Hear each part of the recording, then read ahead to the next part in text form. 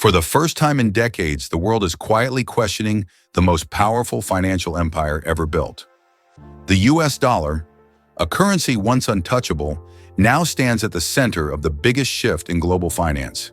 Some say the dollar is collapsing. Others say it's getting stronger than ever. But the truth is far more complicated. What if everything you've been hearing, the BRICS alliance, the death of the dollar, and de-dollarization, isn't what it seems? What if behind the headlines there's a silent power game that no one's telling you about? In this video, we expose everything. The myths, the manipulation, the real mechanics of money that most investors don't even know exist. So stick to the very end, because what you'll learn here might just change how you see the entire financial system. And before we dive in, we're building the biggest finance and trading channel on YouTube. Make sure to hit that subscribe button. We dive deep into financial informations, uncovering insights and stories you won't want to miss. Let's start with the story that's been dominating headlines. De-dollarization. You've probably heard it. China and Russia forming alliances, BRICS expanding, countries trading in their local currencies, and social media echoing one message: the dollar's days are over. But is that really true? To understand this, we have to go back, not to 2023 or 2024, but to the very foundations of the dollar's power. Because the US didn't just print money, it built an economic weapon. After World War II, global economies were destroyed, except one: America. At Bretton Woods in 1944, 44 nations gathered to rebuild the world. The US offered a deal. Peg your currency to ours and we'll peg ours to gold. It sounded fair, but it was genius. It meant every country needed dollars to trade, to grow, and to rebuild. In a single agreement, the US dollar became the world's reserve currency. Fast forward to 1971, Nixon ends the gold standard. Now the dollar isn't backed by gold, it's backed by trust. But that trust was reinforced by oil. The US struck a deal with Saudi Arabia. Oil would only be sold in US dollars, and that's how the petrodollar system was born. From that moment, if you wanted oil, you needed dollars. And if you needed dollars, you needed America.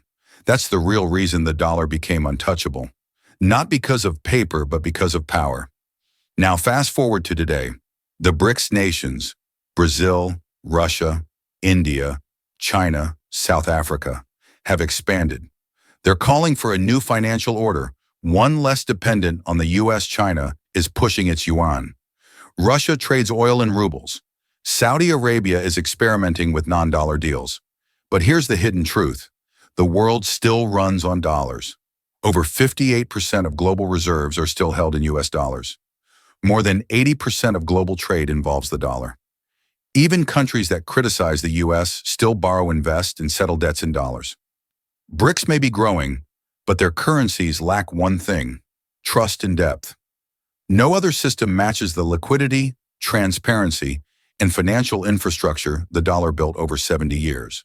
So when people say the dollar is dying, they're missing the bigger picture.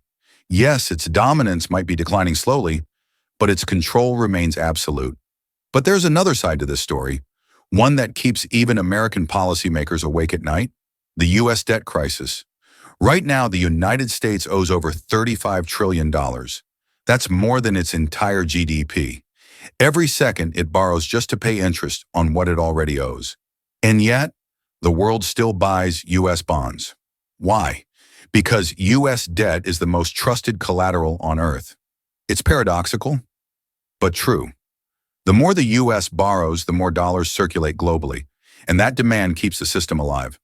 Countries like China and Japan hold trillions in US treasuries, not because they love America, but because it's the only market deep enough to hold their money safely. It's a system built on confidence and fear. If the dollar collapses, so does global trade. No country wants that chaos. That's why even the countries de-dollarizing are still buying US debt. They talk about independence, but their economies are chained to the same system. The US debt is both a weakness and a weapon. Despite the noise, the dollar remains king. But how? It's not just history or habit, it's infrastructure.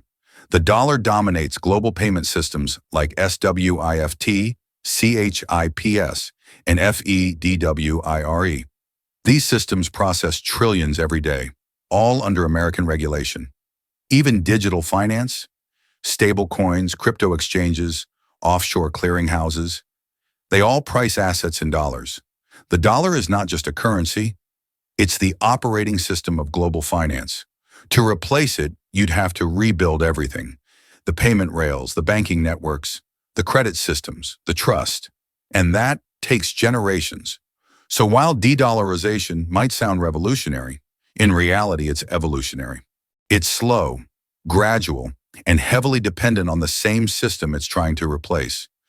Money isn't just numbers, it's control.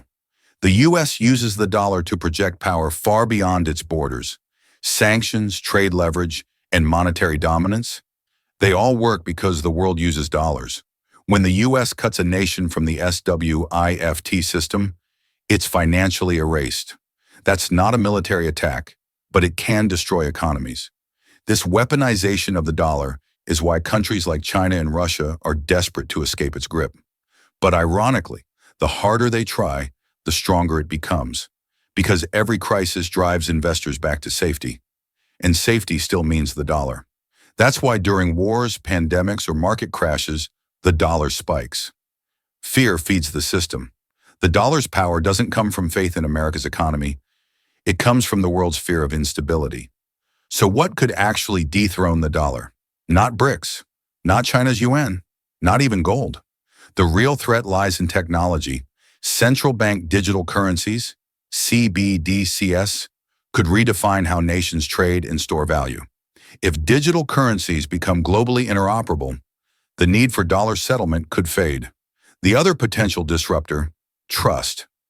If the US ever loses credibility, politically or financially, the foundation of the dollar crumbles. Empires don't fall overnight. They erode from within. And right now, the cracks are visible. Debt, inflation, political division, over-reliance on printing. But as history shows, every time the world doubts the dollar, it survives. Not because it's perfect, but because it's too essential to fail. De-dollarization isn't a movement. It's a message that nations want balance, not revolution. The dollar may lose influence, but it's not disappearing. It's evolving. It remains the world's benchmark, not because of ideology, but because of infrastructure, trust, and necessity. So the next time someone says, the dollar is dying, remember, every empire faces challengers, but only a few rewrite the rules. The US dollar might bend, but it's not breaking yet. What's really happening with the US dollar isn't collapse, it's transformation. And the next chapter of global money will be written not by politics, but by technology, energy, and time. If you found this video interesting, make sure to hit that subscribe button. We dive deep into financial information, uncovering insights and stories you won't want to miss.